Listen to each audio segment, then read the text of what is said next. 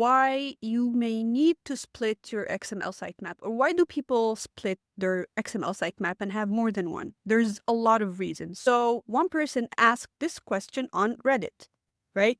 And the question was, will splitting sitemap.xml into separate files hurt SEO? I'm currently redoing how my sitemap file is generated and was thinking of splitting it into separate files. So a main file that links to subfiles for specific section, right? So basically, they want to have a master sitemap, and in this master sitemap, there's a link to other sitemaps, right?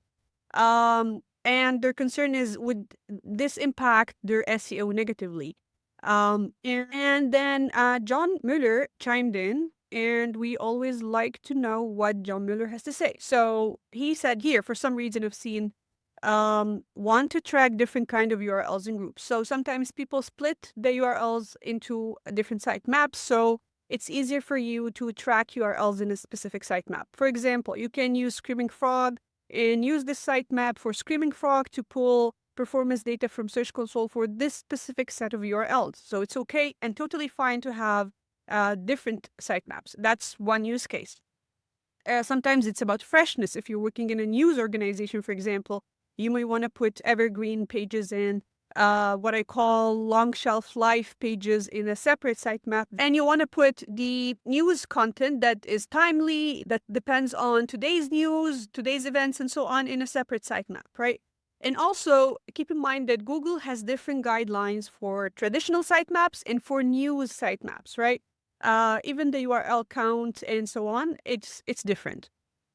And then maybe you wanted to use one sitemap and then your sitemap is actually too big. So you end up having multiple sitemaps. That's fine. If you're working on an enterprise level website with millions of URLs, yes, you may need to split. You don't have any options actually if you have more than 50K URLs and your sitemap is at max. Also, if you have a huge number of URLs, if you have millions of pages, I don't think you would ever want to have every single URL in the sitemap because you can also rely on internal linking. But let's say you have a lot of pages and your sitemap is at maximum capacity, you may want to start a new sitemap, right?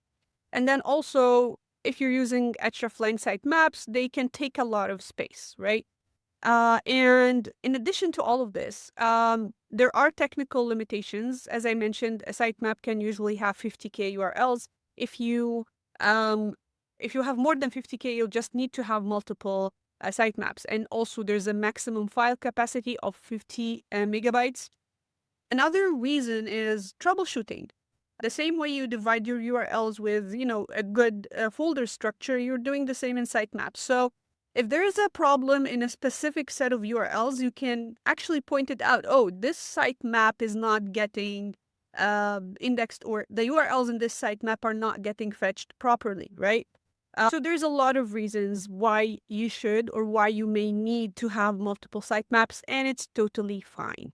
I hope you found this video useful and see you next video. Bye!